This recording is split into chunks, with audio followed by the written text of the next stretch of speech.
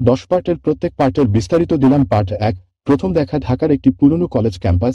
ছায়াঘেরা গাছের নিচে বেঞ্চে বসে আছে এক মেয়ের অবয়ব, চোখে ভারী চশমা, হাতে ধরা একটি কবিতার বই। সে যেন চারপাশের কোলাহল থেকে আলাদা, এক অন্য জগতের বাসিন্দা। তার নাম সীমা। সাহিত্যের প্রতি তার দুর্বলতা অনেক ছোটবেলা থেকেই। সে নিয়মিত কলেজ লাইব্রেরি আসে, পছন্দের কবিতা পড়ে, ছায়ায় বসে থাকে। নিজের মতো করে একান্ত কিছু সময় কাটানোই যেন তার শান্তির জায়গা।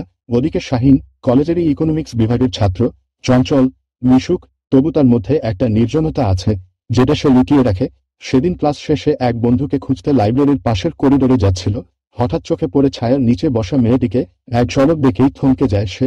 সাদা নীল সালোয়ার কামিজ, ঘন চুলে হালকা বাতাসে দুলছে এক টুকরো চুড়ি। এক অদ্ভুত প্রশান্ত দৃশ্য। সে চুপচাপ দাঁড়িয়ে দেখে মেয়েটা কি কবিতা পড়ছে না, সে হয়তো নিজের মনেই কথা বলছে। তেমন এক গভীর মনোযোগে ডুবে আছে। শাহিনের পা অজান্তেই সেদিকে এগিয়ে যায়।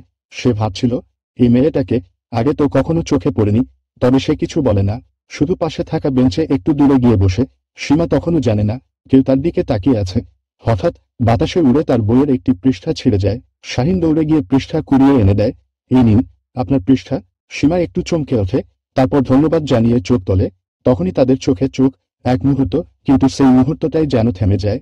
নীরব একটা অনুভূতি গড়ে তোলে। শাহিন মুচকি হেসে বলে, রবীন্দ্রনাথ আমারও পছন্দের। সহজ কথা যায় না বলা সহজে। ঠিক তো। সীমা অবাক হয়, কেউ হুট করে এমনভাবে তার প্রিয় কবির লাইন বলবে ভাবেনি। একটু হেসে বলে, সবাই তো রবীন্দ্রনাথ পছন্দ করে না, আপনি ব্যতিক্রম দেখছি। শাহিন উত্তর দেয়, কিছু মানুষ সব বই পড়ে, কিছু মানুষ বইয়ের মধ্যেই থাকে। আপনি নিশ্চয়ই দ্বিতীয়জন। সীমা কিছু বলে না, শুধু একটু হাসে। এটাই ছিল তাদের প্রথম কথা, একটা কবিতার পাতা, হয়তো প্রেমের শুরু।